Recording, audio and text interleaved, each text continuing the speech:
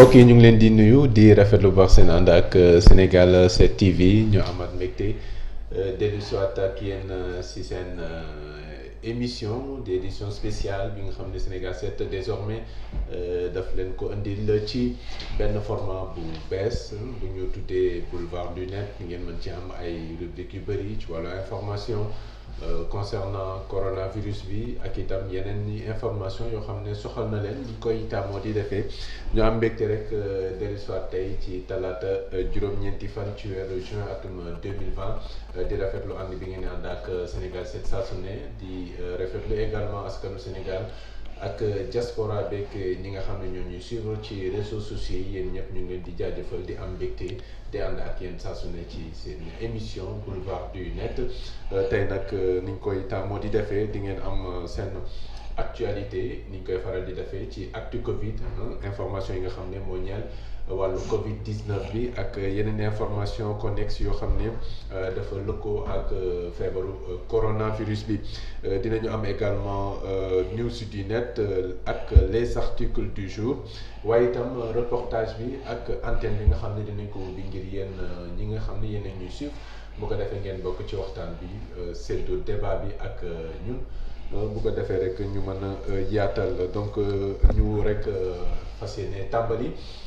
dinaa ci àndi nag ci boulevard du net ni ma ko taamoo di defee ak Socé Ndiaye ak Mouhamed Sissoko Socé ñu ngi lay nuyu. maa lay fay Abdou Khadre. voilà ñu bàyyi la rek nga nuyonteeg mbokku internautes yi. voilà di nuyu mbokku internautes ak mbokku téléspectateurs yi tey seen rubrique les articles du jour ñetti article tey lañ leen tànnal benn bi mi ngi nekk ci l'observateur muy. fukki sénégalais ak juróom-ñett yi nga xam ne teg nañ leen loxo fële ca Italie ñoom nag wàllum njaayum drogue ak crack lañ leen jàppee dañuy jukki aussi beneen article boo xam ne mi ngi ci journal L'As muy ki nga xamante ne mooy directeur bu Bati Plus du Chabel Samba mi nga xam ne moom démb doyen des juges Samba Sall da koo teg loxo ci wàllu blanchiment d'argent bu mujj bi nag mu ngi nekk ci Vox Populi muy mbiru ki nga xamante ne moom moo di Lamine Diack mi nga xamante ne ATM door na démb fële ca France. alors dinañ ci ñëwaat ak yow ci yaatal ci les articles du jour news du net xam naa ne mooy njëkk ñëw article du jour dañ ciy ànd ak Mouhamed Sissoko Mouhamed ñu ngi lay nuyu. maa ngi lay nuyu Abdou Khadre. alors lan nga ñu andil tey ci news du net. ñu ngi nuyu ñëpp di nuyu ñi nekk ci plateau bi Socé Abdou Khadre di nuyu ñiy suivre Sénégal 7 ñëpp di leen ziara bu baax a baax tey seen rubrique actu du net ñi ngi ci war a waxtaanee procès Lamine Diack bi nga xamante ne démb la tijji fële ci Tugal déroulement procès bi ak révélation yi ci am yëpp dinañ ciy waxtaan beneen point bu ñuy waxtaan mooy convocation équipe nationale féminine bi nga xamante ne Moustapha Gueye di entraîneur di sélectionneur bi def na ko démb ci guddi tey ñu ràññee ci dellu si ki nekkoon capitaine bi di Aya Traoré dernière fu ñuy mujjee mooy tey ñu fàttaliku kenn muy génn àdduna kenn muy Ousmane Sembène moo réalisé woon film boobu ñuy wax Gelawaar moom benn bés ni ki tey il y a 13 ans ci la génnoon àdduna ñu fàttali ko wax jaar-jaaram ak yim fi jot a def. Ousmane Sembène l'homme de culture alors mu ngi noonu loolu mooy nekk sommaire bi dañuy jàll rapidement ci li nga xam ne mooy actu Covid 19 gannaaw bàkk bi.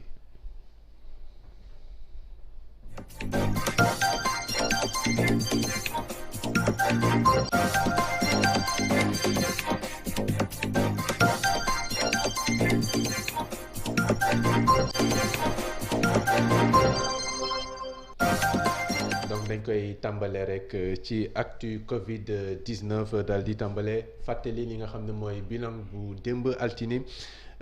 juróom-ñetti fan ci weeru juin atum 2020 bi ñu sukkandikoo nag ci ministère de la santé et de l'action sociale jot nañu def démb lu toll ci junni ak fukk ci ay test yoo xam ne juróom-ñeent fukki ak juróom-ñeent ay cas positif lañu muy 99 tests positifs bu ñu ko xaymaa dafay toll ci téeméer boo jël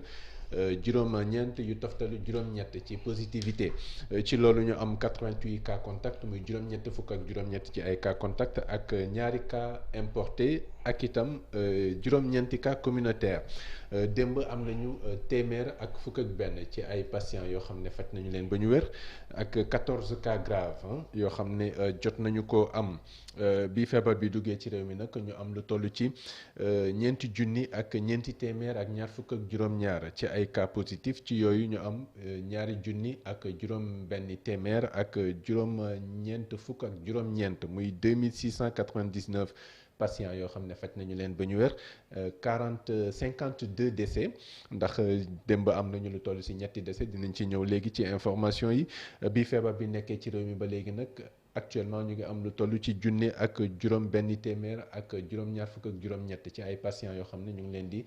prendre en charge ci différents centres de traitement yi. bu loolu weesoo ci yeneen ci information yoo xam ne maa ngi leen koy doon wax léegi Sénégal enregistré démb ci ngoon gi lu toll ci ñetti décès yooyu nag mu ngi nekk ñetti góor bii la yoon ay góor lañu kenn ki mu ngi am juróom-benn fukki at ak juróom-ñeent daal di génne àddina ci centre de traitement bu hôpital principal keneen ki itam di beneen góor bu toll ci ñeent fukki at ak ñett moom mu ngi génn àddina ci Aristide Le Dantec keneen ki am ñeent fukki at ak ñeent moom ngi génne àddina ci service d'accueil des urgences bu hôpital Fann donc loolu mooy li nga xam ne mooy ñi génn àddina ni ki démb ñu leen ñaanal yàlla mu yërëm leen te jégal leen beneen bi nag di wàllu classement bi ci Covid 19 bi ak réew yi nga xam ne ñoo gën a touché rawatina ci Afrique de l'Ouest Sénégal nag daal di occupé 3e place bi ndax moom ngi nekk ci ginnaaw Nigéria ak Ghana Sénégal ni ma leen ko waxee sànq mu ngi toll actuellement ci ñeenti junne ak ñeenti téeméer ak ñaar fukk ak juróom-ñaar ci ay cas donc gannaaw Nigéria mi nga xam ne mu ngi am fukki junni ak ñaar yu toftalu ñeenti téeméer ak juróom-ñett fukk ak juróom-benn moom moo nekk sax ci première place bi ci Afrique de l'Ouest topp ci réewum Ghana mu ngi am juróom-ñeenti junni ak juróom-benn téeméer ak fanweer ak juróom-ñett ci ay cas yoo xam ne ñu ngi fa am ci espace ouest africain bi nag ñu ngi fa am benn taux de létalité maanaam ñii di génn àddina si ñi am feebar bi boo jëlee téeméer boo jël da ngay gis ne ñaar ñoo ciy génn àddina donc mu nekk taux de létalité bu faible buñ ko méngalee ak li nga xam ne moo am ci àddina bi beneen bi di par rapport ak taux de propagation bi ñu gis ne 40% rek la toll donc mu nekk loo xam ne feebar bi mu ngi wéy bu baax di law ci diwaan bu Afrique de l'Ouest ci Sénégal par rapport ak li nga xam ne mooy wàllu test yi Sénégal jot na def lu toll ci 58000 tests maanaam fukki junni ak juróom-ñett ci ay test yoo xam ne Sénégal def na ko ngir mën a évaluer li nga xam ne mooy taux de positivité yi xam ngeen ne ci réew yi pour nga mën a xam véritablement li nga xam ne moom nga am ci wàllu taux de contamination avec exactitude il faut nga def le maximum de tests donc yooyu yëpp ci paramètres yi ñu war a jël en compte ci la bokk donc bu loolu weesoo gis nañu ne bi ñu tàmbalee wàllu reprise bi te malheureusement mu mujj avorté heureusement ou malheureusement mu mujj avorté gis nañu ne yenn ci ay enseignants yi nga xam ne dañu dem ci seeni bërëbu liggéeyukaay rawatina ci nord bët gànnaaru réew mi région bu ci diwaan bu Matam gis nañu ne stigmatisation bi ñi nga xam ne ñooy jàngalekat yi ñu ngi ciy loru bu baax ndax population locale yi nga xam ne ñoo fa nekk dañ leen di bundu xatal parce que dañ leen jàpp ne ñoom dañu indaale feebar bi ak ñoom donc stigmatisation boobu daal jamono ji tar na loolu ba tax ñu am yéene daal di leen indil benn extrait bu professeur Moussa Seydi nga xam ne dafay wax lor yi nga xam ne moo am ci wàllu stigmatisation bi ak gàllankoor yu muy indi ci wér-gu-yaramu askan wi waaye itam ci xeex bi nga xam ne ñu ngi koy def jëmale ko ci feebaru Covid 19 bi ñu teewlu ko daal di ñëwaat.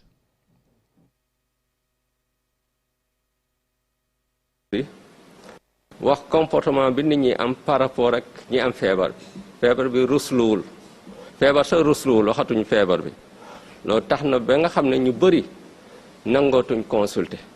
man nit ñi dañ may woo xalaat loolu si ñoom wax la signes yoo xam ne dañ ko am waaye ragal lu ñuy wax moo tax duñ dem hôpital. am na ñu am feebar yu garaaw toog seen kër bañ a ñëw am na sa ñi nga xam ne personnel de santé la ñuy liggéey ndax gàcceel bi ñu leen di gàcceel maladie démb rek maa ngi si doon waxtaan ak professeur bi loolu nag suñ ko defee danger lay nekk si malade yooyu parce que dina leen gën a ñu toog faatu seen kër danger la ñuy nekk si ñi nga xam ne dañ leen wër parce que duñu jël moytu ni ñu war a moytoo lay nekk si li ñuy liggéey parce que suñu liggéey bi dina nul su boobaa kon boog il faut nit ñi ñuy bañ di am comportement bu ñaaw par rapport ak nit ku feebar te bi feebar la comme yeneen feebar yi. voilà mu nekkoon professeur Moussa Seydi di chef service maladie infectieuse bu hôpital Fann nekk itam responsable traitement maladie ci Covid 19 fii ci Sénégal donc wax na li nga xam ne mooy wàllu stigmatisation beeg lor yi nga xam ne mën na ko am ba ci personnel de santé bi sax ñoom dañu loru ci mbir moomu ay victimes lañu ci alors Socé stigmatisation bi bëri na ay lor yu mu mën a indi comme ni ko professeur Moussa Seydi waxee. effectivement il a raison ñu nuyuwaat mbokku téléspectateurs yi. professeur wax na dëgg parce que comme dañu nekk ci contexte boo xamante ne dafa xaw a doy waar. jàngoro bi aussi nekk loo xamante ne lu bees la ci askan bi ak ni ñu ko garaawale. fi mu toll nii jàpp nañu ne ku mu dal rek automatiquement da ngay faatu. wala boog ku mu dal rek par force da nga koy wàll ñi nga xamante ne ñoom nga dëkkal. loolu tax na ba askan bi ñu ci bëri dañu mujj ragal ñi nga xamante ne moom moo di ñu yaakaar ne am nañu ko. te ñuy njort ne xëy na war nañ leen ko mën a wàll waaye lu ci mënti am war nañu bàyyi xel ne ki nga xamante ne moom moo feebar li waykat boo waxoon rek daw ko wéradi mën na ko yokk feebar stigmatisation dafay loo xamante ne lu metti la et la preuve bu ñu demee ba ñi nga xamante ne xëy na ñoom ñoo war a faj askan wi bu ñu feebaree bu leen dalee ñuy ragal a dem fi nga xamante ne moom la ñu war a fajoo ndax loolu dafay doy waar donc ñuy wax rek askan bi aussi nañu moytu loolu parce que boo décompté lay doon te loolu vraiment lu ñaaw la loo xamante ne yaakaar nañ ne il faut que ñu xoolaat bu baax stratégie boobu parce que bokkul en tout cas ci li war a freiner li nga xamante ne moom moo di jàngoroy Covid 19. d'accord alors Mohamed les enseignants ñoom la ñuy wax les soldats du savoir ñu war a dem pour joxe savoir bi ñu répondre à un appel d'une manière patriotique ñu dem ñu leen stigmatiser parce que jóge nañu ci zone yoo xam ne zone yu touché la ban jàngat nga ciy def. waaw loolu de c'est le constat. enseignants yi dem ci dëkk yi seen bopp ñoom ñoo ko waxal seen bopp kenn waxalu leen ko ñoo am na ñuy wax ni sax dañ leen di wax ay monsieur Corona il faut que nit ñi xam pour man ñàkk xam la rek ñàkk xam la si les gens xam ni feebar bi du gàcce déjà professeur wax na ko feebar en général du gàcce te lii kii fàttali léegi Ndiaga Mbaye waxee na daw ko wërali bu ko daw ba mu xam ko ndax mun na yokk lu ko wërali lu ko naqari loolu yëpp dañ ko bàyyi xel. mais nit bu xamee conscient que ni lii feebar la ba nga xamante ni ki mu dal tegu ko boppam donc du ko daw et aussi feebar bi mode de transmission bi moo garaaw mais du feebar ba nga xamante ni dafa garaaw comme Ebola nga xamante ni bu la laalee amul fu ñu lay fajee da ngay dee comme nu taux de létalité bi nu mu mel ak Ebola melu ko. mais daal il faut que gars yi ñu xamal leen sensibilisation yi moo des ñu gën a sensibiliser la population à la base ñu sensibiliser ñu xam ne lii du feebaru gàcce du loo xam ne nit day def lu bon ba mu dal ko lii mun nga toog sa kër dem boutique ba mu dal la loolu moo am donc buñ ko defee je pense que yii yëpp ñuy bañ te aussi ñuy stigmatiser le plus ce sont les enseignants. oui mais est-ce qu'il y a pas amul benn jafe-jafe bu am par rapport ak communication bi nga xam ne def nañ ko ci Covid 19 bi paludisme dafay rey dafay dina faat. li nga xam ne mooy yeneen feebar yi am na feebar chronique yoo xam ne c'est des maladies silencieuses yoo xam ne mu ngi faat lu bëri est-ce que de communication bi aussi soo dañ ko ciy def. absolument communication bi bokk na ci parce que gis nañu ne am na ci ay jàngoro yoo xam ne li ñuy faat. Covid 19 du ko faat. te pourtant ñi ngi fii di dund ak ñoom. mais en fait ni ñu ci communiquer au départ dañu ko garaawal ba nga xamante ne dañoo mujj tiital askan bi ñëpp muy jàngalekat yeeg fajkat yeeg ñu nekk ci kër yeeg ñoom ñëpp a tiit ba fi mu toll nii jàpp nañu ne jàngoro bu garaaw la boo xam ne alors que ñu ngi dund ak yeneen jàngoro yoo xamante ne li ñuy faat Covid 19 du ko faat donc communication bi xaw na sooxe aussi te loolu ca début ba la woon. il fallait juste rassurer les gens wax leen aussi li nga xamante ne moom moo nekk mais foofu aussi il faut que ñu reconnaître que difficulté bi nga xamante ne moom la fajkat yi am SARS-CoV-2 bi jàngoro bu bees la boo xamante ne maîtriser guñu ko à 100%. waaw donc dañuy xool rek naka lañ ko mën a fu ñu ko mën a jaaree ba song ko daan ko. loolu moom moo tax d'ailleurs on a toujours am nañ blocage ci wàllu vaccin bi. amaguñu lu koy faj parce que lu bees la mais ñu ñu ci waroon a communiquer au départ jàngoro la d'accord mais li ñu waroon a rassurer les populations au départ je pense que loolu dañ ko faussé ba tax na tey la preuve mooy stigmatisation bi nga xamante ne am na jàngalekat yi fu ñu romb ñu naan leen monsieur Corona ak yooyu donc je pense que foofu aussi état bi su fekkente ne c'est pas trop tard war na revoir en tout cas sa copie côté communication ci jàngoro bi. rien n'est jamais trop tard je pense surtout ci contexte bi nga xam ne ci la ñu nekk Mouhamed est-ce que topp ñu un peu communication bi nga xam ne moo am ci bitim réew parce que bitim réew gis nañu feebar bi jéye yi nga xam ne def na ko fa alerte yi ñuy def est-ce qu'on n'est pas allé au même rythme que ñi nga réew yi nga xam ne ñoo gën a nekk ñoo gën a touché. En fait je pense que nos autorités affaire yi ni mu commencé ni mu defee ay des ravages en France. Voilà, en Italie le ministre bi ñëw na après ñu dellu si. Mesdames, Messieurs, bonjour. Je m'en vais vous faire la lecture du communiqué numéro 100 de ce mardi 9 juin 2020. Le ministère de la Santé et de l'Action sociale a reçu les résultats des examens virologiques ci-après. Sur 1402 tests réalisés, 89 sont revenus positifs, soit un taux de positivité de 9,8%. Les cas positifs sont répartis comme suit. 71 cas contacts suivis par nos services. Un cas importé à l'aéroport international Blaise Diagne. 17 cas issus de la transmission communautaire, répartis entre Thiaroye 2, Gueule Tapée 1, Plateau 1, Liberté 6 1, Dieuppeul 1, Cité Domaine 1, Cité Keur Damel 1, Guédiawaye 1, Pikine 1, Ouakam 1 et Touba 6.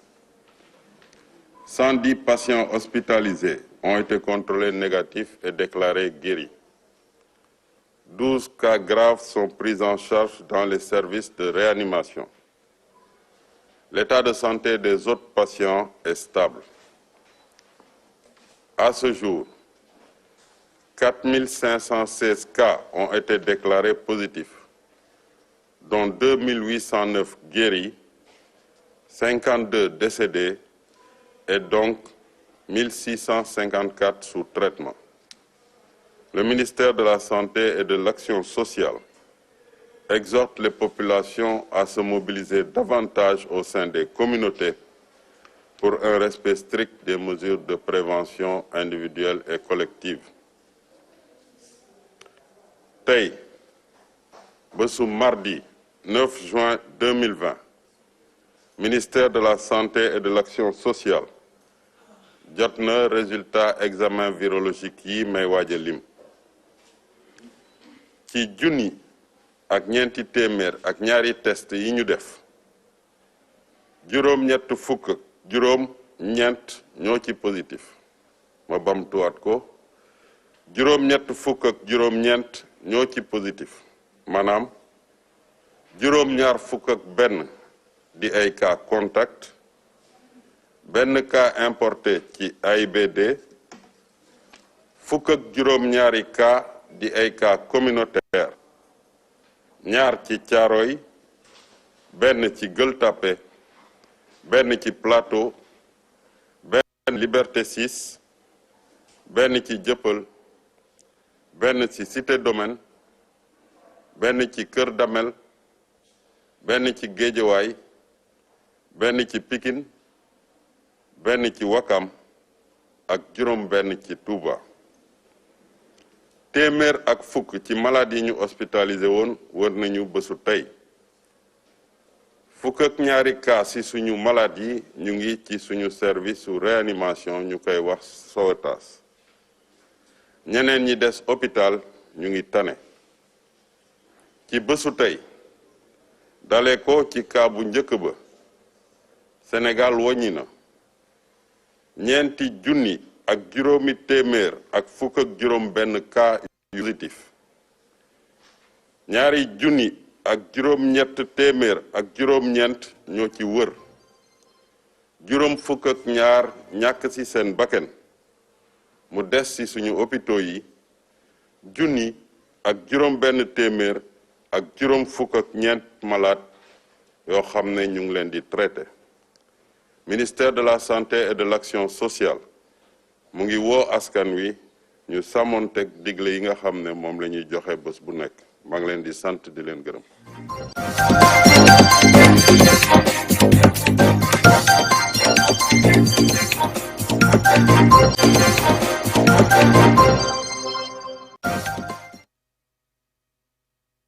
Point du ministère de la santé et de l'action sociale dégg ngeen ko léegi muy bilan bi nga xam ne docteur Aloyse Waly Diouf di directeur de cabinet bu ministre de la santé et de l'action sociale daal di def tey ci talaata gi juróom-ñeenti fan ci weeru juin atum 2020 bu ñu sukkandikoo ci moom nag daal di nañu def tey lu toll ci junni ak ñeenti téeméer ak ñaar ci ay test muy 1402 tests ci 1402 tests yooyu ñu am ci juróom-ñett fukk ak juróom-ñeent ci ay cas positif buñ ko xaymaa dafay toll ci téeméer boo jël juróom-ñeent yu toftalu juróom-ñett muy taux de positivité bu 9,8% bu loolu weesoo ñu am juróom-ñaar fukk ak benn ci ay cas contact benn ci cas importé boo xam ne ñu ngi ko gis aéroport international Blaise Diagne ñu am également 17 cas communautaires 17 cas communautaires yi ñu ngi ko gis ñaar ca Thiaroye Gueule Tapée Plateau Dieuppeul Cité Damel Ouakam Liberté 6 Cité Domaine Guédiawaye ak Pikine fu nekk ñu gis fa benn Touba nag ñu gis fa juróom benn cas communautaire bu loolu weesoo tey ñu am téeméer ak fukk ci ay patients yoo xam ne faj nañu leen ba ñu wér ak fukki cas grave ak ñaar ñu gis ne foofu wàññeeku na beneen bi feebar bi duggee ci réew mi ba léegi ñu am lu toll ci ñeenti junni ak juróomi téeméer ak fukk ak juróom benn ci ay cas yoo xam ne moom la ñu déclaré positif muy 4516 cas positif ci loolu ñu am ñaari junni ak juróom-ñetti téeméer ak juróom-ñeent ci ay patients yoo xam ne faj nañu leen ba ñu wér muy 2809 patients guéris ak 52 décès bi actuellement nag ñu am lu toll ci junni ak juróom benn téeméer ak juróom fukk ak ñeent ci ay patients yoo xam ne ils sont sous traitement. Alors Mohamed Sissoko ban commentaire nga mën a def ci bilan bi balaa loolu ñu fàttali rek ne ñi nga xam ne ñoo ñuy suivre mën nañu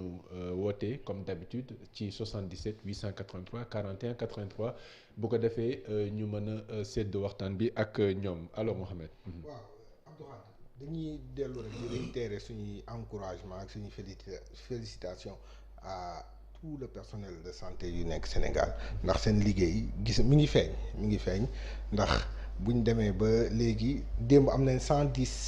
111 ñu wér tey am nañ 110 donc mi ngi wér ba pare bu ñu jëlee 2800 personnes ñoo wér c'est à apprécier mais man je veux attirer l'attention sur une chose mooy les cas communautaires déjà ñoom loolu lañu ragal ñëpp moom leen ragal les cas communautaires mais boo xoolee boo defee une analyse démographique des cas des zones xam nga fu mu nekk c'est Dakar et Touba démographiquement le Sénégal foofu la nit ñi dëkkee boo jëlee en termes de démographie boo jëlee Dakar xam nga fu gën a peuplé waat c'est Touba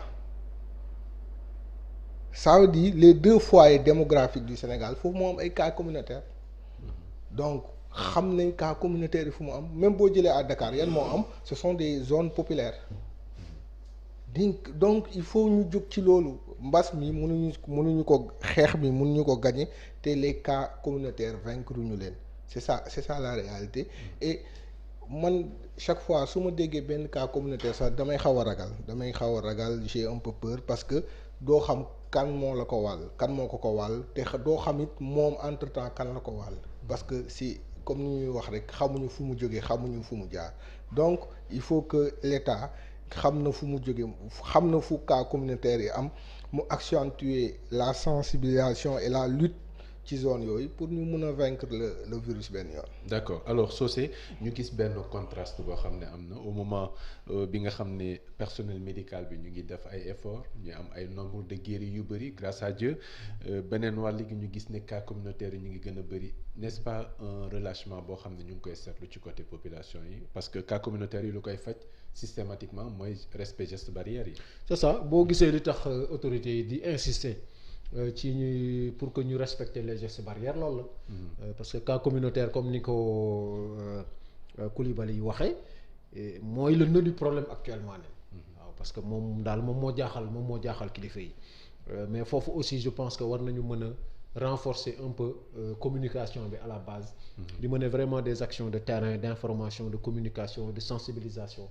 di insister vraiment que nit ñi ñuy continuer. di adopter li nga xamante ni moom moo di mesure barrières yi di takk masque di raxasu mais mettre l'accent surtout à Dakar et à Touba comme ni mu ko waxee parce que gis nañu ne foofu jàngoro ji ba léegi ma nga fa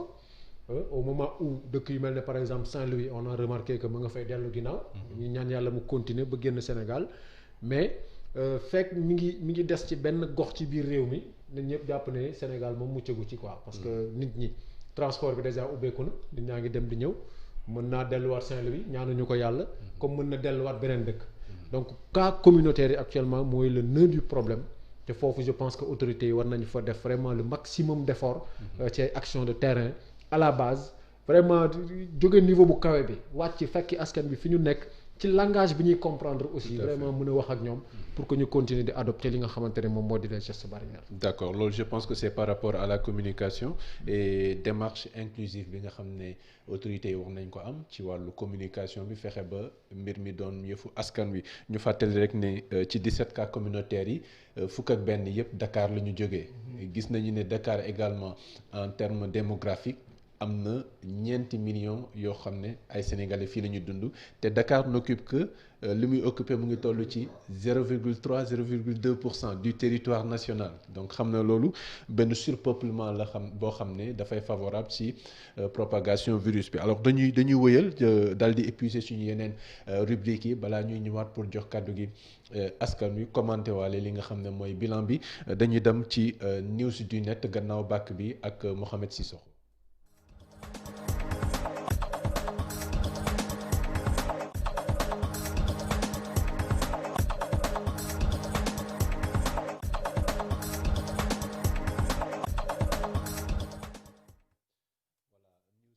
dañ ci ànd ni ma ko waxee ak Mohamed Sissoko ala Mohamed loo ñu indil tey xam naa dañu koy fàttali ko rek faram-fàcce ko. waaw ñu ngi wax ñëpp di nuyu les followers et les téléspectateurs de Sénégal 7. tey ñu ngi suñu poñ bu mag bi ñuy waxtaanee mooy procès Lamine Diack ndax Lamine Diack démb la ca Tugal tribunal correctionnel de Paris ci leen tijji son procès pour corruption bi nga xamante ne moo ko retenir woon en France depuis mais démb dafa am témoignage yi am mooy le médecin français de l'IAF moo yoroon affaire dopage test antidopage yi. mu ne ce que Lamine Diack m'avait demandé. mais c'est-à-dire daa am ko Lamine Diack wax parce que bu ñu fàttalikoo problème bi. problème bi mooy y avait eu des athlètes russes yoo xamante ne ils étaient 25 au total 25 athlètes russes yoo xam ne dañu ils étaient testés positifs au dopage. léegi nag il fallait nee na Lamine Diack daf ko wax ni il faut pas ñu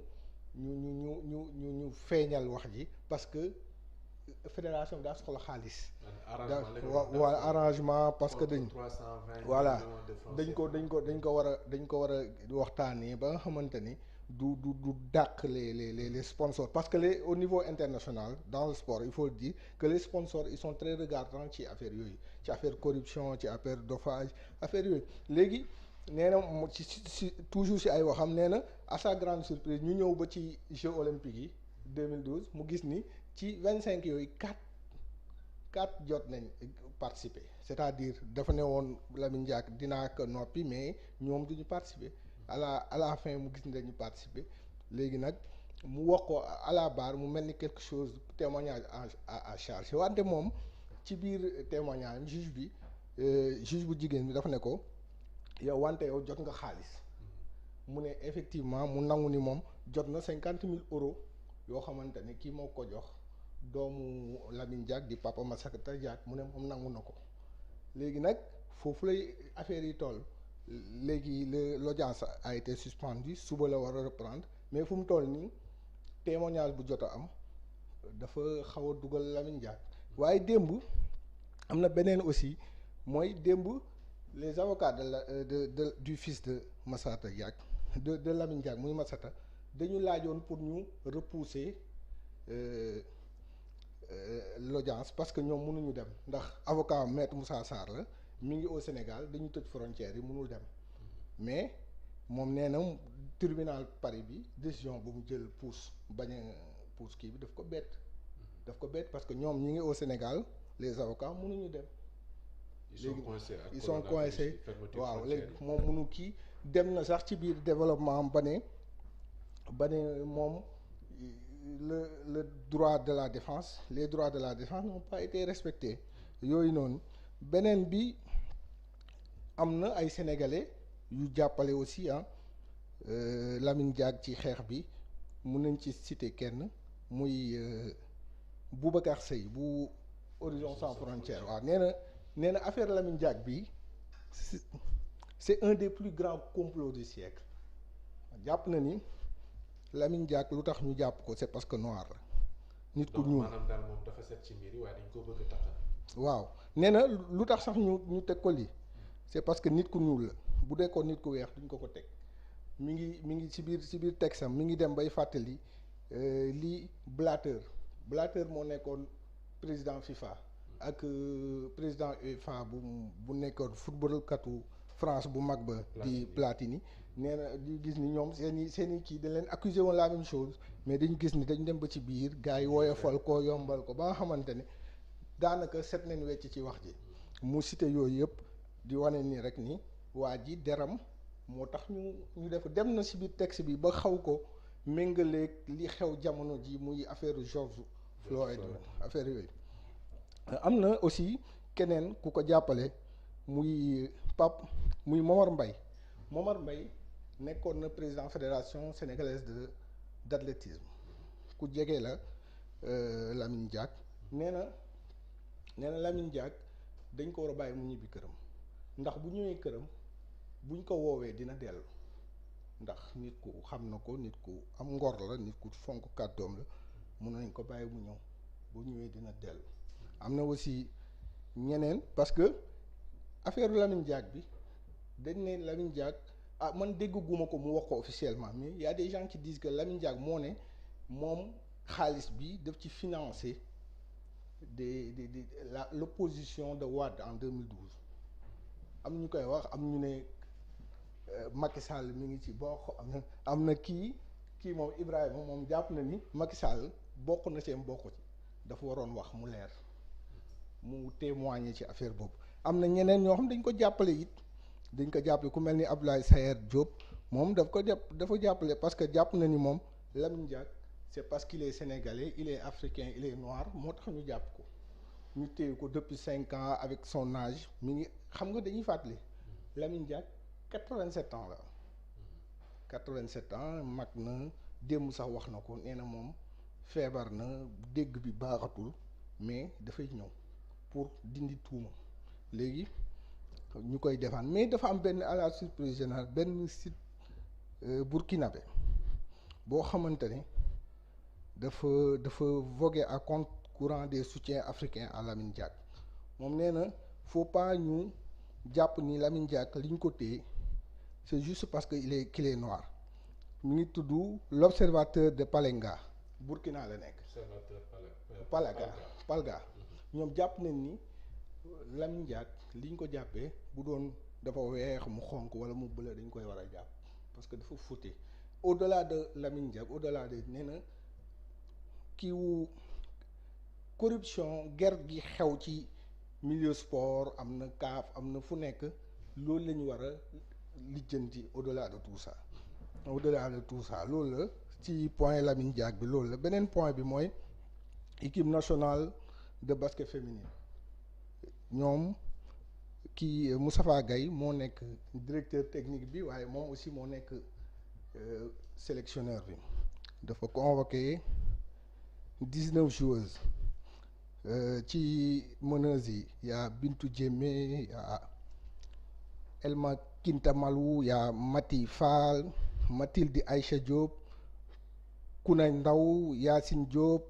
Soxna Lika Sy, Ndey Fatou Ndiaye, Aya Traoré, Fatou Sila, Mamari Sy, Aminta Fall, Sabel Tening Diatta, Maymouna Diarra, Ndey Khady Sène, Oumou Kalsoum Touré, Fatou Diagne ak Jeannette Guilavogui ñooñu la kii wante ci ci sélection boobu pour présélection pour waajal qualification CAN féminine bi kii Afrobasket féminine bi ñuy waajal en 2021 mais dafa am benn retour bu jaaxal ñëpp ak benn absence bu jaaxal ñëpp mooy la capitaine bi ci dernière compétition yi muy Astou Traoré nekk ko ci mais ñu gis ni Aya Traoré bi nga xam ne ba Cheikh Sarr ñëwee après moom bokkatul woon ci équipe bi compétition yi ñu mujj def ñëwul moom dellu si na ci équipe bi loolu lañ ci mën a seetlu pour daaneel rek ñu fàttali tey bis bii di. bis bi ñu fàttali ko. waaw le 9 juin. Le 9 juin il y a 13 ans muy en 2007 il y a 13 ans 2007 9 juin 2007 Ousmane Sembène la génn àdduna moom nag mi ngi gane àdduna fii ci Sénégal mi ngi ganoo àdduna le 1er janvier 1923 à Ziguinchor mu nekk nga xamante ne autodidacte la mu dem ba nekk un des plus grands romanciers un des plus grands cinéastes africains et sénégalais bind na ay tour ay œuvres yu bari bind na ay au minimum 10 œuvres bind na ay films ay courts-métrages ay documentaires et beaucoup de films mu am benn boo xamante ne dafa suñu génération ñun daf ñu marqué muy Gelawaar moom moo ko bind te aussi mu nekk nit ku mag dans le monde des arts et Gelawaar di xeex un peu la corruption le colonialisme xam nga kii Ousmane Sembène c'est l'un des intellectuels qui a tenu tête à Senghor ci benn affaire u ceddo nii lañ koy bindee man nii laa koy bindee nii la koy bindee donc c'est quelqu'un de très fort une très forte personnalité moo nga xamante ne fu mu munti nekk aussi il a toujours réclamé que ni sénégalais la africain la waaw très ancré dans sa tradition kooku nag moo gaañu il y a 13 ans ñu koy ñaanalaat yàlla xarit ko àjjana. D'accord alors dañuy jeexale ak benn extrait bu ndaw bu ak Gelawaar après ñu jeexalee foofu. D'accord ñu dem teewlu ko daal di ñëwaat. ñu xarit muy Gelawaar.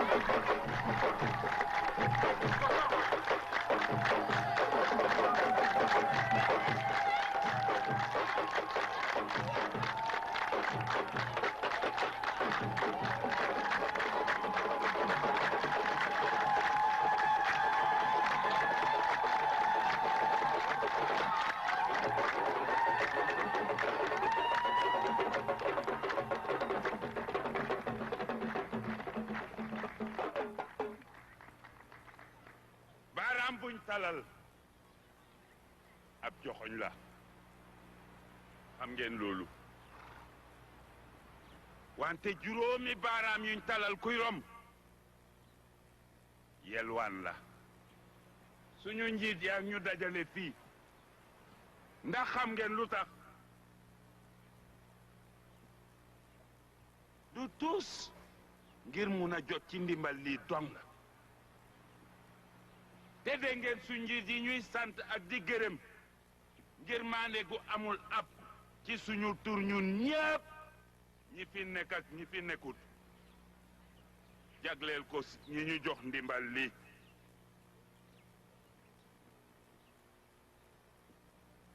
xool leen su njiit yi koo ci gis mu ngi bég di layami suñ kanam di daagu mel ni ndimbal lii seen ñaqi bopp la sabab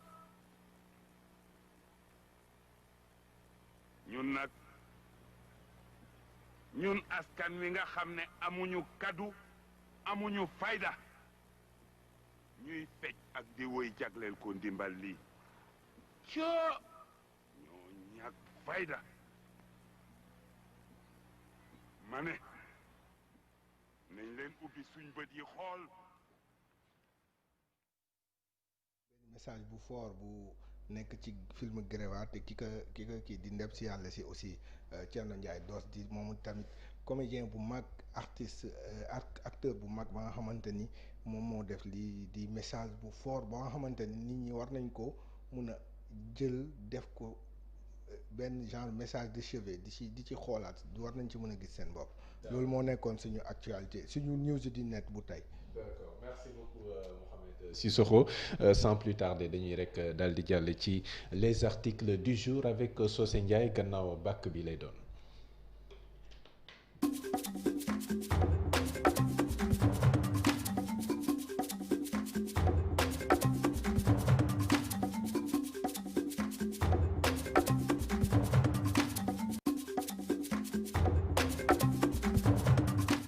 Les articles du jour di leen faram-fàcceel lenn ci articles yi nga xam ne dafa paraître ci quotidien yi nga xam ne ñooy paraître bés bu nekk ci Sénégal tey nag ñu ngi tànn lu toll ci ñetti article ak Socé Ndiaye mi nga xam ne moo ñu defal focus ci article yooyu ay ca Socé ñu ci yan la ñuy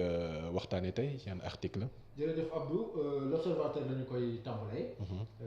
mu di article boo xamante ne bu doy waar la ndax fukk ak juróom-ñett ci suñu naataangoo ya nekk Italie di ay sénégalais ñoom dañ leen a teg loxo ci wàllu njaayum drogue ak li nga xamante ne moom moo di crack nag moom bokk na ci drogue yi ëpp doole yi nga xam ne vraiment bokk nañ aussi ci gën a cher. donc loolu moom moo tax ñu teg leen loxo ñoom nag enquête nañ leen lu toll ci ñaari at. donc loolu la journal bi bind mu di enquête boo xamante ne opération bi ñu ngi ko tuddee woon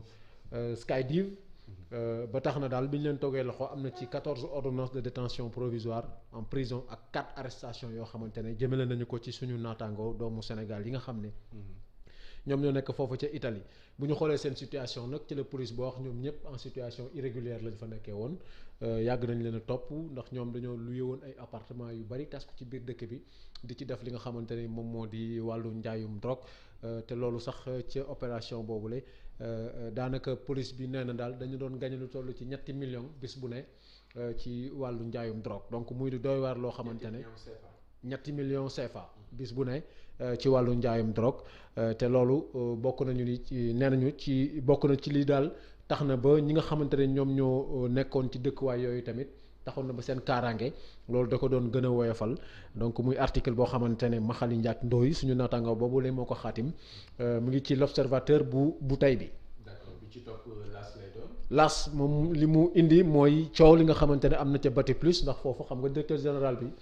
doyen des juges Samba Sall daf ko placé sous contrôle judiciaire. waaw il n'a pas été placé amul mandat de dépôt mais sous contrôle judiciaire la nekk. maanaam dañ koy topp. dañ koy saytu. li ci doy waar nag mooy moom moo porté woon plainte ki nga xamante ne benn commercial am. boo xam ne nee na kooku dafa détourné woon xaalis bu bari daal lu toll ci 2 milliards mu yóbbu ko ci yoon.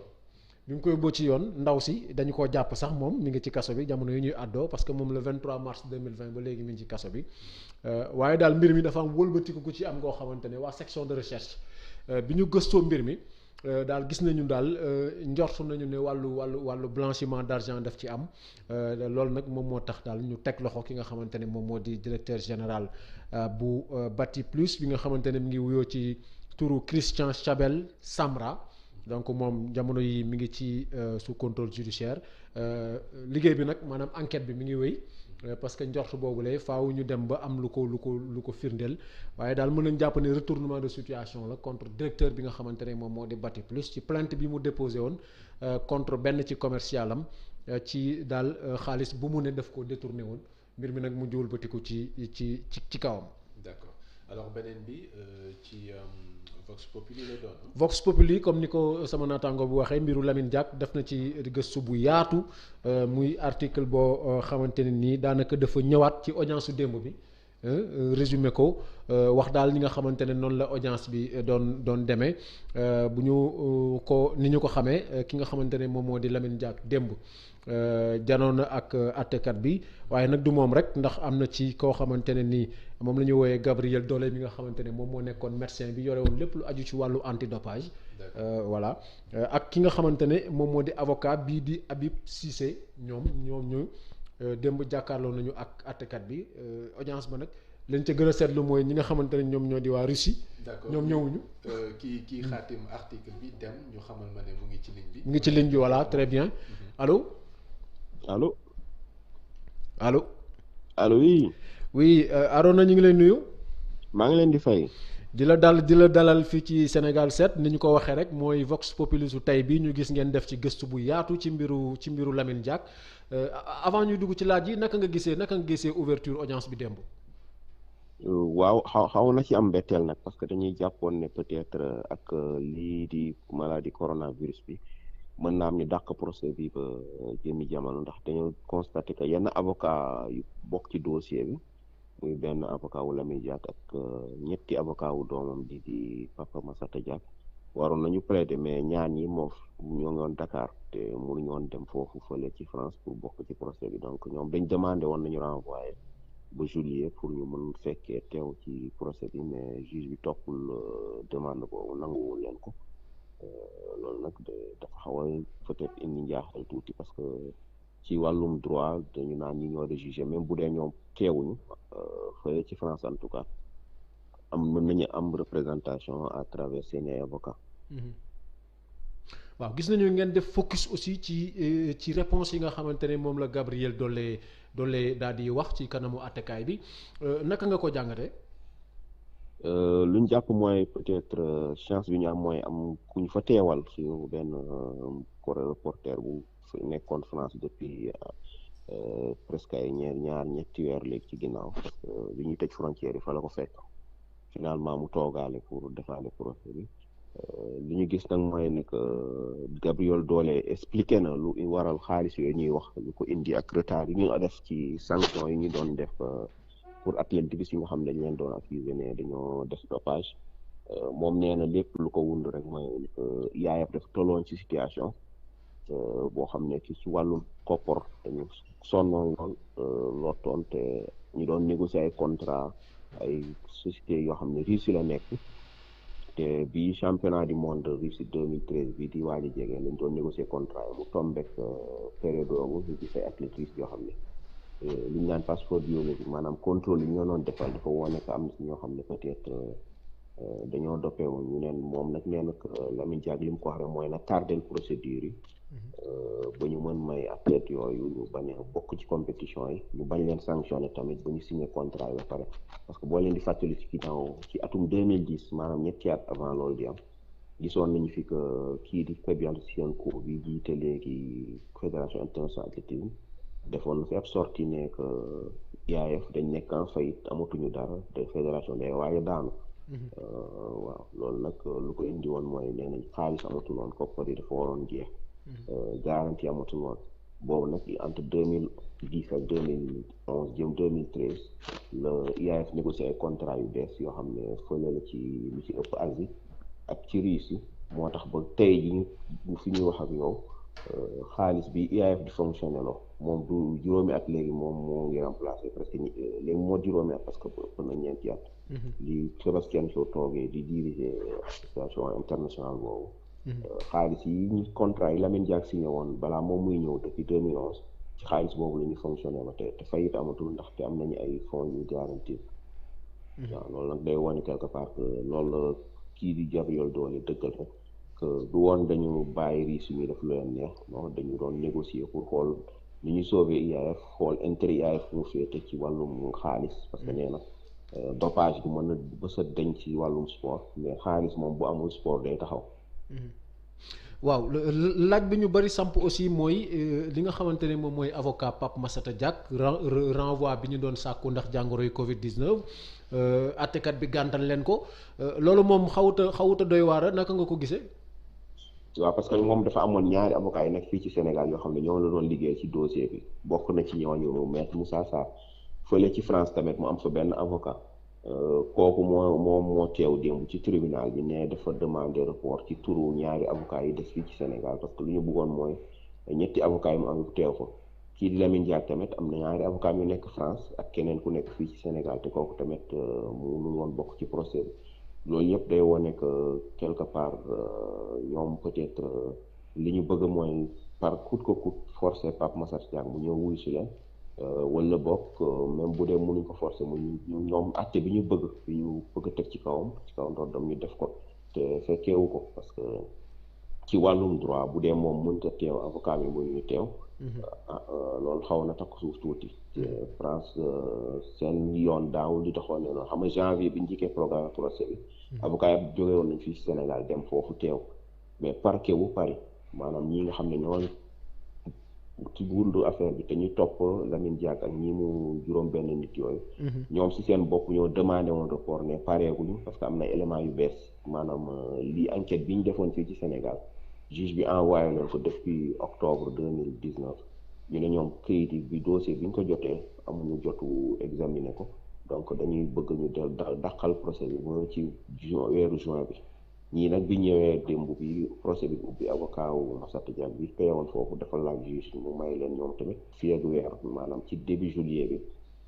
yóbbu procès ba début juillet pour comme ça fii ak loolu peut-être fii ak 1er juillet jàpp dañu peut-être frontières yi fële ci France dañ koy ubbi avocat yi nekk fii ci Sénégal mën teew ci procès bi mën défendre seeni client mais juge yi dañoo bañ ne ñoom daal procès bi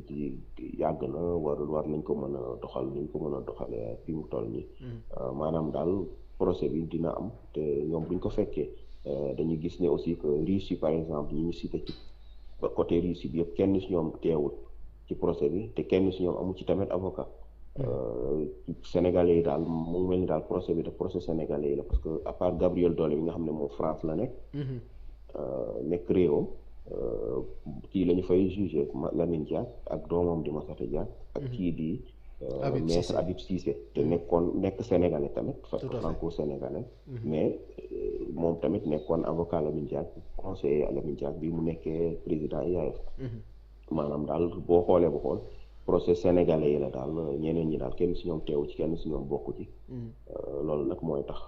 xel xaw na tey ci wuti lu bëri sax lu mën nañu wax ne xel xaw na tey lu bëri ci mbirum li justice française bi di doxalee ci dossier bi voilà jërëjëf Arouna jërëjëf voilà may fàttali ni yow yaay rédacteur en chef bu journal Vox Populi ñu doon waxtaanee article bi nga xamante ne génne ngeen ko muy faram-fàcce bu yaatu ci procès bi nga xamante ne tàmbali na démb muy mbiru Lamine Diack donc mbokk yi ku ci bëgg a am ay ay firnde yu gën a leer mën nga dem ci Vox Populi du tey bi donc Abdou Khadre foofu la ñuy yem ci seen rubrique les articles du jour. d'accord jërëjëf Socé Ndiaye leer na donc ñu rek daal di jàll ci beneen rubrique di reportage bi dañ koy dafee rek fële ci nga xam ne mooy université Cheikh Anta Diop ak li nga xam ne mooy enseignement à distance bi nga xam ne étudiants yi ñoom nañu nee nañu d'accord ñu ci gannaaw bàkk bi dañuy dem xool yi ñoom la ñu wax profondément.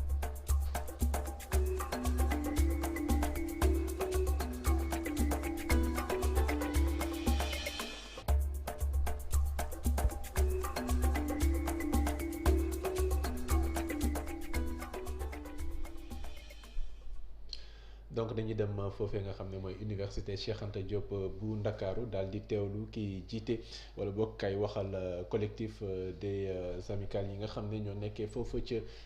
différentes facultés yi nekk ca université Cheikh Anta Diop Abdou Khadre Mboup moo leen interroger ñu dem teewlu leen.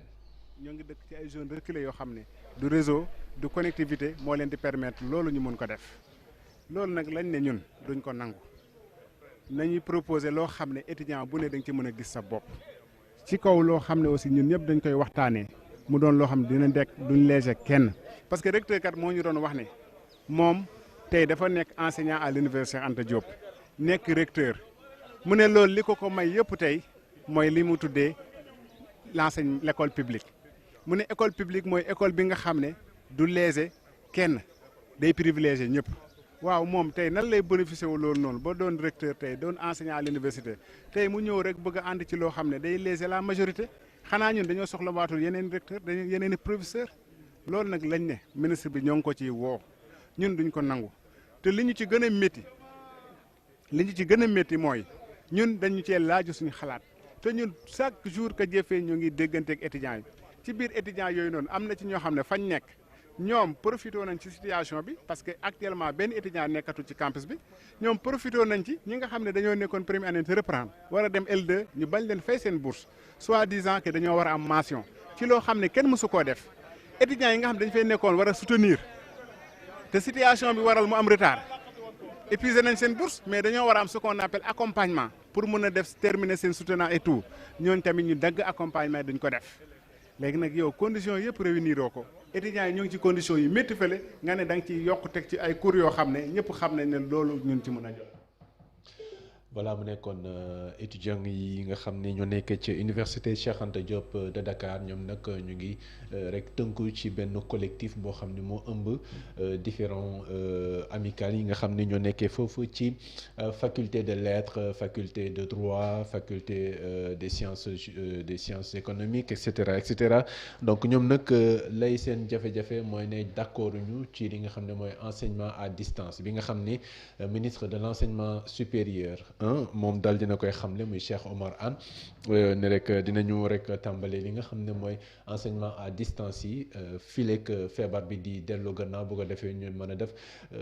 enseignement yi en présentiel maanaam ci teewaayu étudiants yi foofee ca amphi yu université yi nekk ci biir Sénégal waaye ñoom nag dañu ne d'accord ñu si parce que dafay am un peu li nga xam ne mooy wàllu limite ci programme boobu ndax am na ñoo xam ne ñu ngi si biir zone rurale yi maanaam ci biir réew mi amuñu courant wala seen internet taxu koo dëgër wala sax mu bañ a am internet loolu yëpp nekk ay jafe-jafe yoo xam ne effectivement war nañu ci bàyyi xel ngir rek mën a jël en compte ñëpp comme ni ko étudiant bi waxee ne l'école publique ministre bi ne dafa bénéficier ci école publique bi nga xam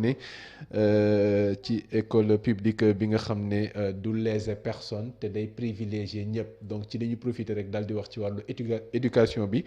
ci fànn boobu ñu xamal ñi nga xam ne ñoo ñuy suivre aussi ne mën nañu woote au 77 883 41 83 daal di addu ci poñ bi waaye itam ci poñ bi ñeel wàllu Covid 19 beeg bilan bi nga xam ne jox nañu leen ko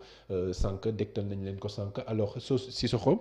balaa rek gars yi di dugg dañuy rek dal di apprécier position étudiants yi noo ko jàngatee nee na ministre dafa wax ne dafa bénéficier ci école publique bi nga xam ne du léser personne maanaam ñëpp lay prendre en compte te ñëpp lay privilégier. waaw xam nga sax comparaison n'est pas raison mais dans ce cadre de fait là est-ce que il faut se poser beaucoup de questions. Est-ce que il y a eu des mesures d'accompagnement pour les étudiants qui doivent étudier à partir de chez eux. Est-ce que man mi dëkk Bunkiling wala man mi dëkk Dialokoto su ma fa toogee sama kër dinaa am connexion mun a dugg ci plateforme bi pour jàng. Est-ce que pour par exemple pour les étudiants yi nekk département géographie nga xam ne wala fac droit nga xam ne en première année dañuy nekk ay 3000 4000 étudiants est-ce que am nañ benn plateforme boo xamante ne mun na recevoir en même temps 4000 étudiants c'est des paramètres techniques qui sont là est-ce que mun nañ ko pour man yooyu yëpp buñ ko remplir je suis d'accord mais c'est pas le cas est-ce que étudiants yi am nañ machine est-ce que étudiants yi am nañ téléphone est-ce que étudiants yi mën nañu liggéey à partir de chez eux yooyu nañ xoolaat am nañuy pexe am nañuy moyen ñu xoolaat comment faire waxtaanee ko ba juboo entre ñoom parce que sinon di nga gisaat booy yi dañu am jot de booy yi ni dañu am jot dañuy wàccaat ci tali bi ñu def ñu naan étudiant non nañu waxtaan ak ñoom ñun suñuy raq la ñoom seeni doom lañ dañuy waxtaan ak ñoom wax leen lu dalal seen xel xam nga y a aussi un fait tout ce qui se fait sans toi se fait contre toi te mun naa am ay xale lañ ay tuuti mais c'est des responsables. ñoom nee nañu sax li ñuy ñaawlu aussi bokk na ci li ñu leen consulté wul. mais c'est des effectivement c'est des responsables. parce que dama lay jox benn exemple ceux qui se disent responsables dans le pays kuñ ci jël décision ci sa secteur te boolewuñ la ci nga wax lu la naqari. donc ñoom buñ leen xeebal seen responsabilité seen i naataangoo ñoo leen fal. jox leen seen kàddu léegi nañ leen consulter waxtaan ak ñoom wax leen li dal seen xel après ñu liggéey ci. d'accord baal ñu jël ku nekk ci ligne bi salaamaaleykum. maaleykum salaam. sant yàlla bu baax sëñ bi ñu ngi leen nuyu. waaw maa ngi leen di dellu ziar bu baax. yal na yàlla nangu ziar bi baal ñu fàttali ñu tur bi s'il vous plaît. dégguma bu baax. tur bi nan la s'il vous plaît. waaw Cheikh laa tudd maa ngi woote kii Californie laa woote nii quoi. d'accord Cheikh ñu ngi lay teewlu. waaw maa leen di ziar bu baax. yal na yàlla nangu ziar bi. waaw merci moo bëggoon participer rek xam nga indi sama mot voilà quoi sama opinion quoi. par rapport à gestion Covid bi. d'accord. xam nga je pense que yéen a ngi waxtaan si bon ni ñu koy gérer par rapport ak étudiants yi et tout ça nan la ñuy accompagner étudiants yi xam nga. pour les remettre sur pied et tout ça. mais man je pense que bon gestion bi moom soo xoolee domaine yëpp instant dañoo lajj ci domaine yëpp xam nga. et je pense que seulement Covid bi en fait dafa bien que c'est négatif mais dafa démarquer kii yu ñi am problème mu gouvernement si dëkk yëpp. tey soo xoolee Trump instant yi Covid bi moo ko nar a daaneel si. xam nga te Sénégal aussi on voit que c'est la même chose. waaw vraiment man je dis que planification moo amul prévision amul ama gars yi vraiment loolu yëpp dafa si manqué dafa am expertise boo xam ne vraiment dafa manqué si gestion bi quoi.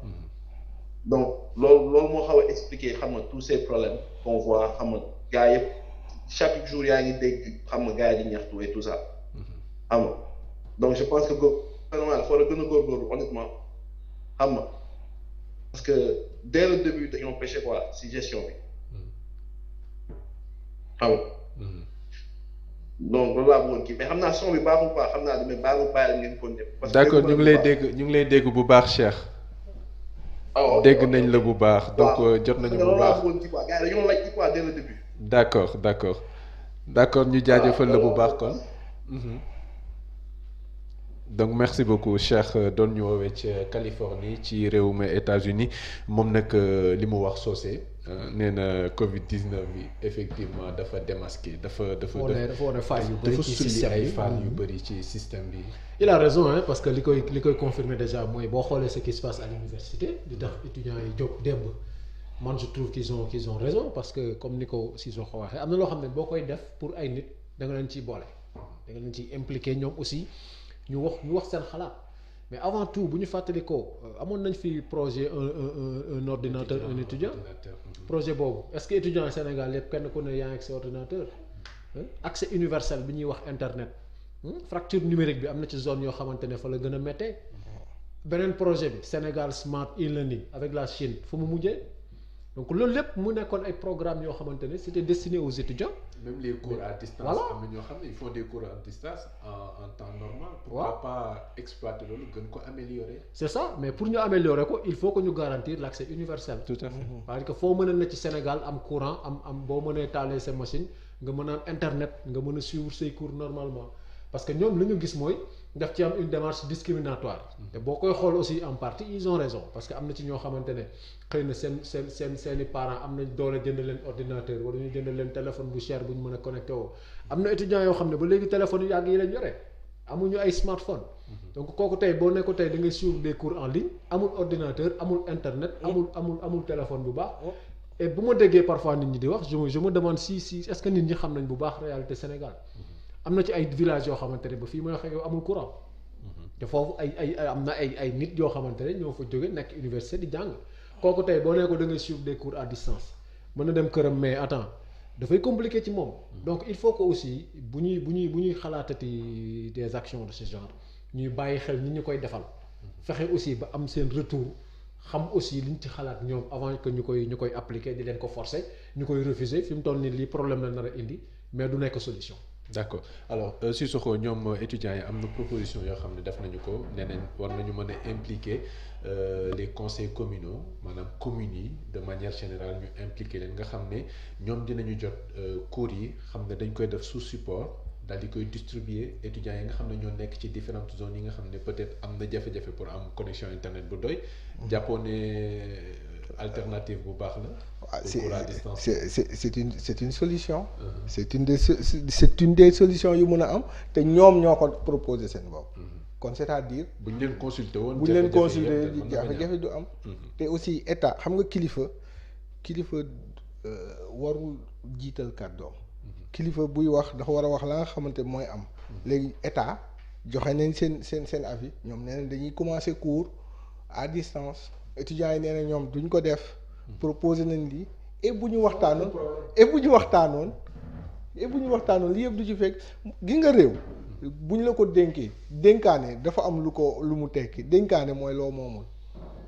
bu la nit dénkee booy def ngir moom sóoraale ko pour man gars yi yooyu leen duñ jël en compte mais c'est quelque chose de très important waxtaan ak nit ñi xam nga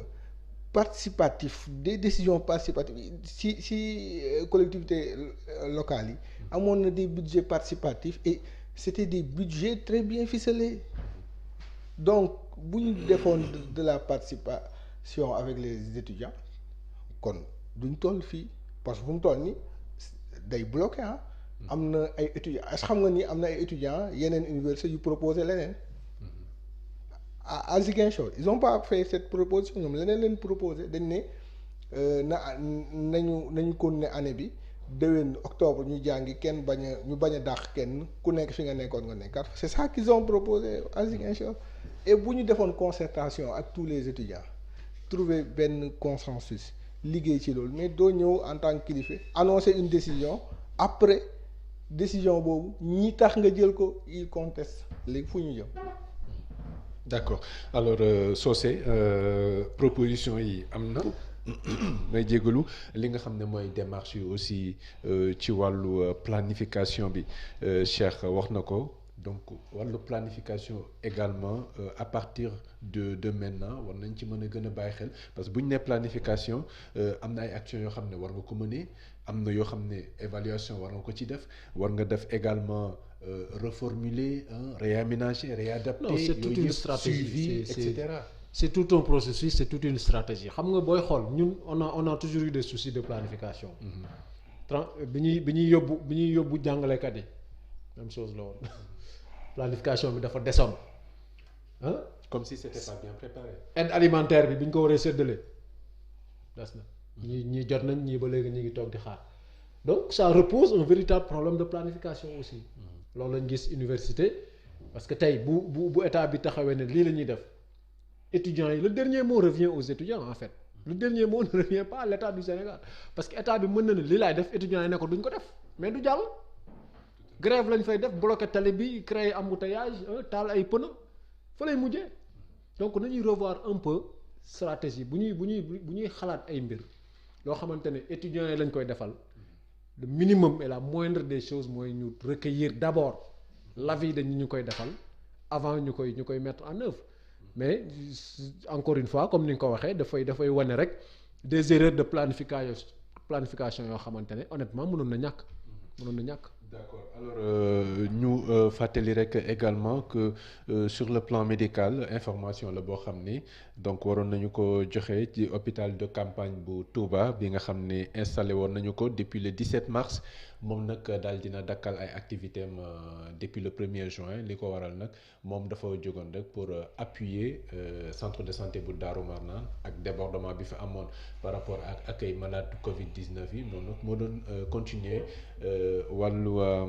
li nga xam ne mooy continuité offre de soins bi mu mel ni dafa am ku nekk ci ligne bi ñu jël ko balaa ñuy dellu sewaat salaamaaleykum. salaamaaleykum. waaw ba ça va. sant bu baax alhamdulilah. booy maa ngi. waaw di leen ziar yéen ñëpp ah. waaw ñu ngi dellu ziar. waaw yàgg ma. kooku mel ni wax la de. voilà donc li ngeen waxoon. voilà ci affaire monsieur Diack. waaw ne peut-être li mu nekk nit ku ñëw moo tax ñu bañ a fàtte affaire bi correctement loolu moom dëgg la quoi.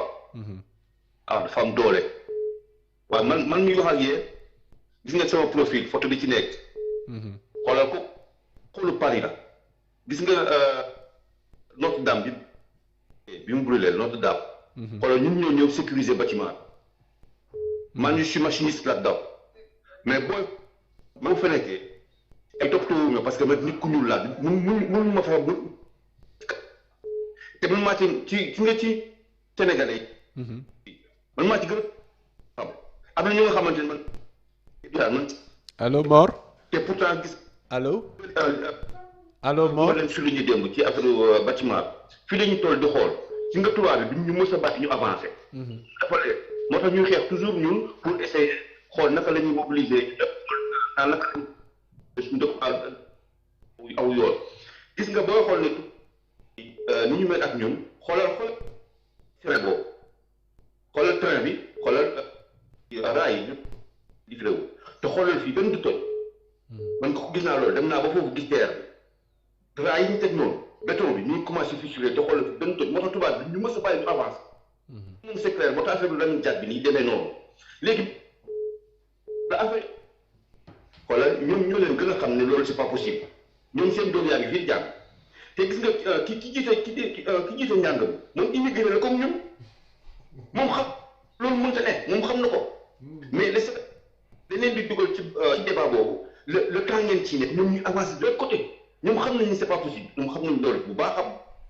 dañ ci nekk rek di ci wax ci waxaat mais ñoom xam nañ ni c'est pas possible du tout ñoom xam nañ loolu xam nañu moo xale yi amuñu ay portable yu nga xamante ak àll bi amuñu dara yooyu de sax très bien ñoom bañ na ko ñoom bu ñu dem ci àll bi ay 4x4 ñu ngi pour mën ci génn ñoom ñëpp ay 4x4 la ñuy yore comme ñoom ñoo leen ko gën a xam c'est-à-dire ñun dañoo bëgg a noot suñu askan bi moo tax nag je pense que jarul ñu ñuy wax cinéma parce que xale yi fii ñoo ngi jàng dem seen yoon di jëm ay diplôme man aussi soon ba ci toujours science de l'art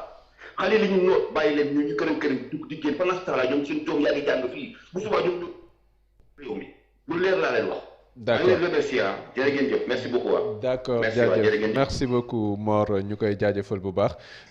Mor doon ñu woowee ca diwaan bu France nee na wàllu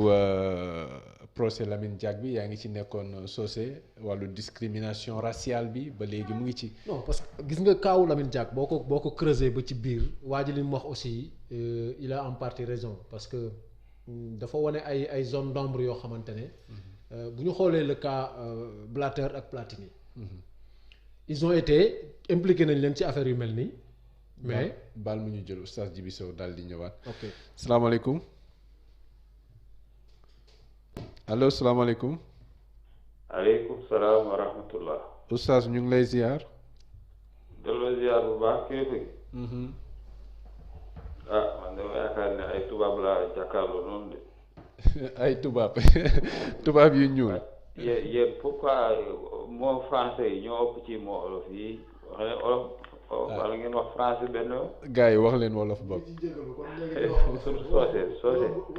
ak ñu moo français yi ñu ngi incha allah dinañ ci bàyyi xel.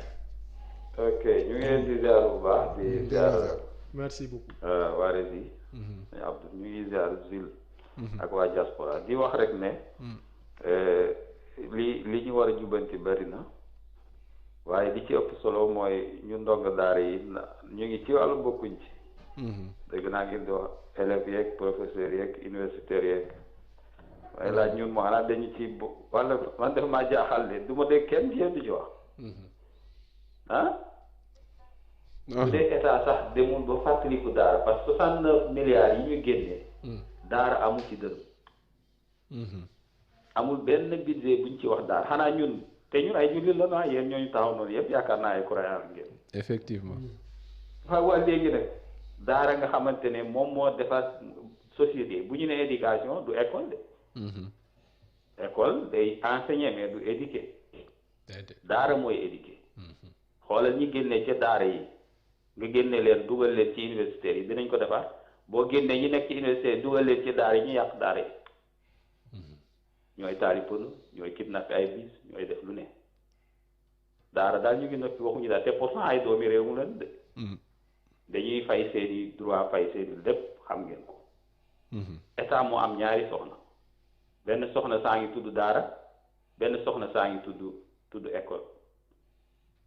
mu jël soxna si tudd école toppatoo ko ba mu tabaxal ko ay kii defal ko lépp. toppatoo ay doomam bu ñuy jàngi sax ay guddee la ñu yóbbaale. maanaam daal dafa jeng.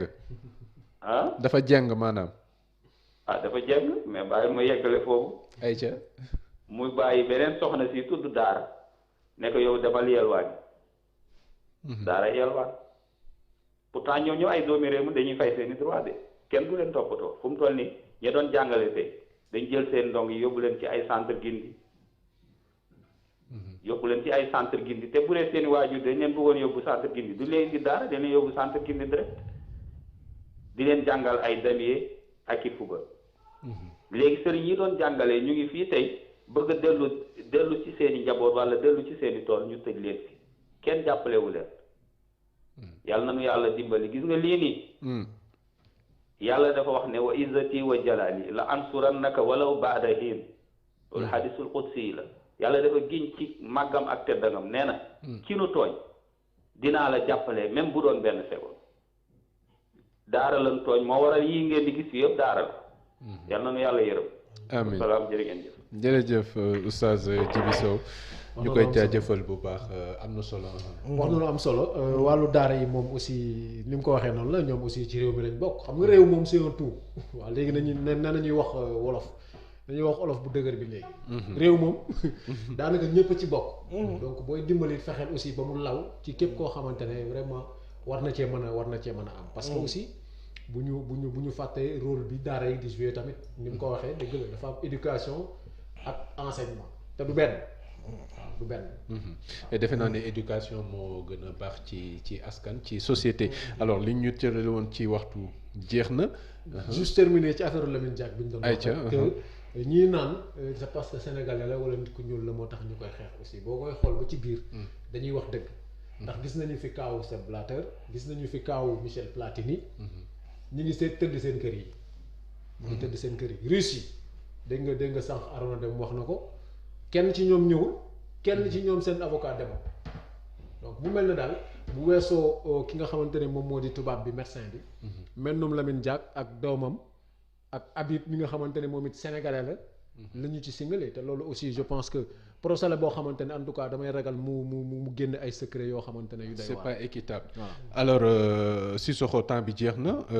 sànq kii mu ngi doon wax Mor mu ngi doon wax ne cours à distance bi yaa ngi ci doon wax lu bëri nee na cours à distance bi ñoom autorités yi sax xam nañ ne mënul nekk est-ce que yow jàpp nga ne lu faisable la. jàpp naa ni ma xamee Sénégal. mënul nekk Sénégal. wala actuellement fi ñuy toll mënul nekk mun na am buñ ci liggéeyee projet yi ñu wax mu nekk mënul nekk mais j'aimerais un peu wax ci daara yi parce que état bi ba affaire bi ba Covid bi ñëwee dafa tëjlu daara yëpp comme ni mu tëjee école yi récupérer xale yi daara yi yóbbu leen comme ni ma wax ci ay centre de réinsertion loolu la état bi def mais ñooñu war nañ bokk ci mesures yi ñuy préparer ñële c'est ça la vérité. Il peut pas y avoir mënul am ñaari Sénégal ci benn population. il faut que cër bi ñu jox ñi ñu jox ñi ko toll ñële. amaana sax ñële ñu gën leen jox. waaw ndax dañu am culture boo xam ne dañu am xam nga man sax dama daaw gis nga l'école. école ñun école daf ñu jël jàngal ñu waaye yaruñu mais daara. yàlla def na ni ñoom ñu ngi ci yar boobu te fàttewuñu jàngale bi donc il faut que état mu jël ses responsabilités sur ça mu xool ni mu leen di jàppalee parce que ñoom tamit xale yooyu tamit war nañ xool nan la ñuy delloo ca daara ya nag war nañ ko xool comme ni ñuy nekkee di analyser nan la élèves yi di delloo école nan la étudiants yi di commencer di delloo jàngi ñële waa daara ja ñoom lan lañu prévoir pour ñoom il faut que ça se fasse. d'accord ñu jaajëfal ko kon bu baax Mouhamed Sissoko Socé Ndiaye également mi nga xam ne ñoo àndandoo woon ci seen édition spéciale la ñuy wax di boulevard du net daal di ëmb actu Covid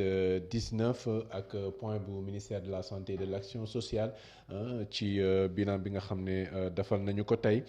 ak li nga xam ne mooy news du net di actualité yi nga xam ne ci internet bi moo fa gën a dominer rawatina ci procès Lamine Diack bi faram-fàcce nañ ko ci news du net faram-fàcce nañ ko également ci les articles du jour bi nga xam ne Socé Ndiaye moo ñu ko présenté reportage bi ñu demoon ca université Cheikh Anta Diop de Dakar foofee nag li ko waral mooy